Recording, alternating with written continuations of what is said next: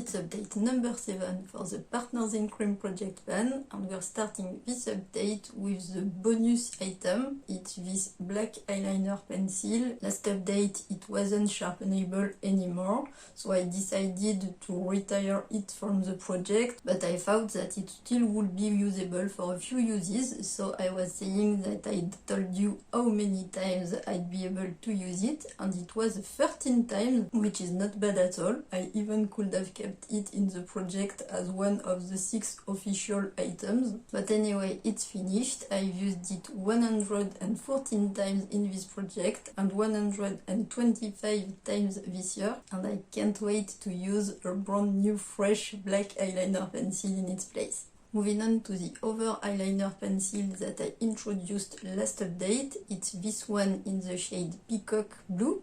As I was tired with long-term products, I only had a 10 uses goal on this product, and I have already used it 7 times, so it shouldn't be a problem to reach my goal for next update. And I have a few pictures so that you can see it in action. Here it's used as an eyeliner with a brown bronzy eye look. And the second look, it's also used as an eyeliner but with a pink eye look. There it's used in the waterline on its own. And in the last one, it's used in the waterline but mixed with white to create a more pastel blue. The next product is this gloss from e.l.f. in Sparkling Rosé. As I told you last update, I removed the stopper and I kind of fixed the wand.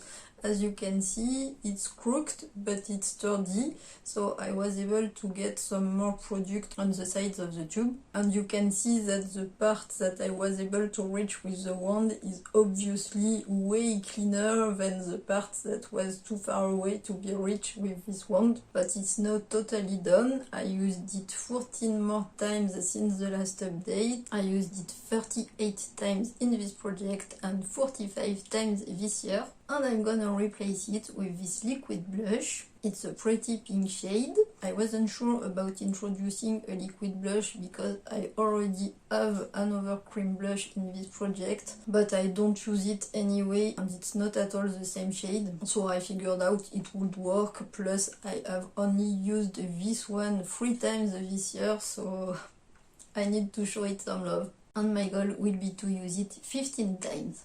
And speaking of the other cream blush, it's this one here on this little jar, the X lipstick from Ciate. This update is even worse than the previous one because I've only used it once since the last update. I think I will be more drawn to this shade in the fall and winter, but I need such a tiny amount of product every time I use it that I'm not that hopeful that I will be able to finish it before the end of the year, but one can dream. On the other hand, I'm pretty pleased with my uses on this bullet lipstick that I introduced last update. It's the shade Fuchsia Florid, and I've already used it 6 times, so it's another product that I should be able to roll out next update. And I also have pictures for this one.